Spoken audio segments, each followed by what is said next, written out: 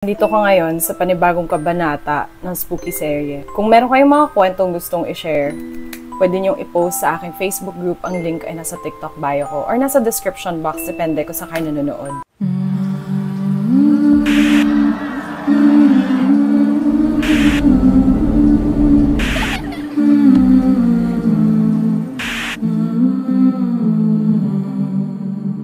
Bulaga. Si babae sa balete. Hindi ko alam kung ano yung inspiration ko dito, pero binura ko yung eyebrows ko at lahat-lahat. Pero sige, magkwento na tayo. Mabilisan lang to kasi maaga akong aalis today dahil pupunta tayo ng sementeryo. Ganito itsura natin to. Baka mapagkamalan ako mumu dun. Ang kwento natin ngayon ay galing sa isang anonymous member.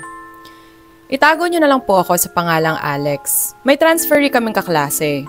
Si Mary Flores. Matangkad, morena, short hair, at tahimik lang.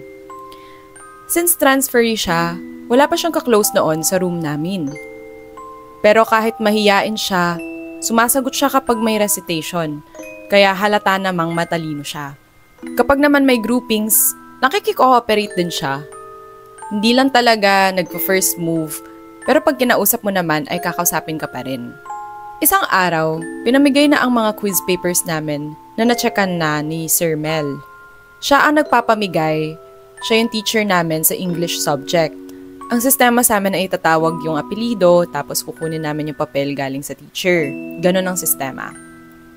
Nung tinawag si Mary ng teacher namin, hindi siya tumayo.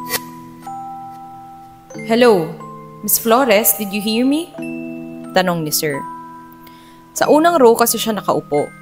Pinakadulong upuan, kaya kita ni Sir na nandoon siya.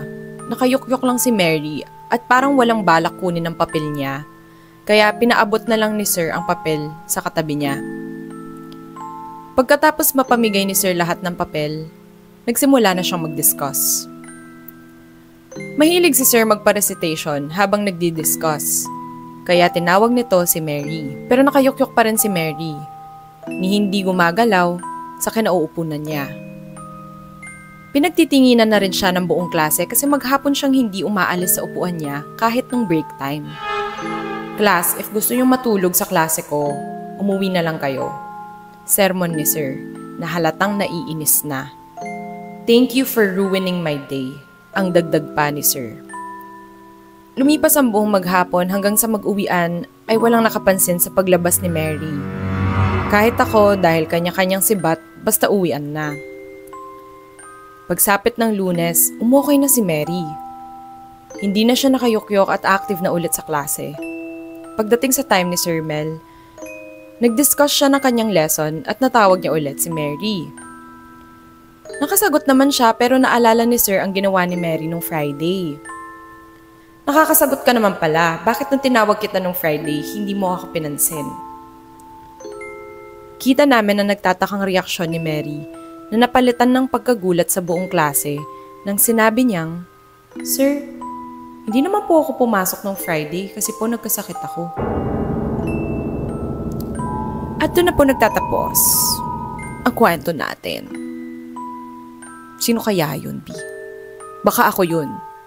Ano ito itsura niyo? Wow. Parang hindi ko ba seryoso yung itsura ko. Parang kapag masaya. Merong similar experience sa ibang school, Itago nyo na lang po ako sa pangalang Vince. This story happened way back 2012. Second sem namin noon nung naging teacher namin si Ma'am Ann. Masaya si Ma'am magturo kahit mahirap yung subject niya. Computer subject ang tinuturo niya, so basically sa ComLab kami pumapasok. Isang araw, habang nagre-recitation kami, may tinawag siyang Jenny. "Jenny, what are the data types?" Masigla at nakasmile na tinanong ni Ma'am. Kaming lahat ay nagtataka sino ang Jenny na tinatanong niya. Walang sumagot dahil baka hindi lang tama yung pangalan na tinatawag ni Ma'am. May kaklase kasi kaming Jen pero hindi naman nakatingin si Ma'am kay Jen. "Jenny, nahihiya ka na naman? Sige, sa susunod sumagot ka na ha. Lagi ka na lang tahimik dyan."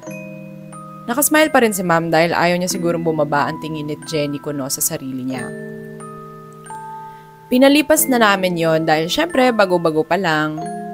Pero nagsimula na maging creepy pag pumapasok pa lang kami, naka-open na yung PC na nasa dulo. Hanggang sa isang araw may nagtanong sa mga kaklase ko, "Ma'am, sira po ba yung PC sa dulo? Bakit po lagi naka-open?" Nagtatakang tinanong ni Nina. Ino-open ko yun para kay Jenny kasi daw nahihirapan siya mag-configure at open ng PC. Kalmadong sinagot ni ma'am. Kami lahat nagtaka dahil wala namang umuupo sa dulong part ng ComLab dahil pagpasok pa lang namin naka-open na yun. Akala namin yun yung ginagamit ni ma'am. Pero hinayaan na lang namin. Hanggang sa nag-quiz kami isang araw, 6:30 PM na ng gabi. Last subject na namin yun kaya si ma'am na lang ang nag-check. "Class, don't forget to write your full name and date sa papel nyo ha." Pero bago kami i-dismiss, biglang tinawag ni ma'am si Jenny. "Jenny, hindi ka ba nag-review? Ba't ang konti ng answers mo?" Medyo nagtaas na ang boses ni ma'am. Nagtaka kami ba't may paper na Jenny ang pangalan. Kaya tumaas ang balahibo ko at nagtinginan kaming magkakaklase. Meron nang naglakas loob na nagtanong, "Ma'am, wala naman po kaming kaklaseng Jenny. Baka po si Jen yung sinasabi nyo." "Ha? Si Jenny sa dulo. Hindi ako nakikipagbiruan ha, class." Nanlaki ang mata at pagalit na sinabi ni ma'am. Bigla na lang lumayo ang mga kaklase ko sa computer na dulo sa takot. Natumba pa yung iba sa takot at sumigaw. At doon na po nagtatapos ang bitin nating kwento. Nalobat na po ang lights ko.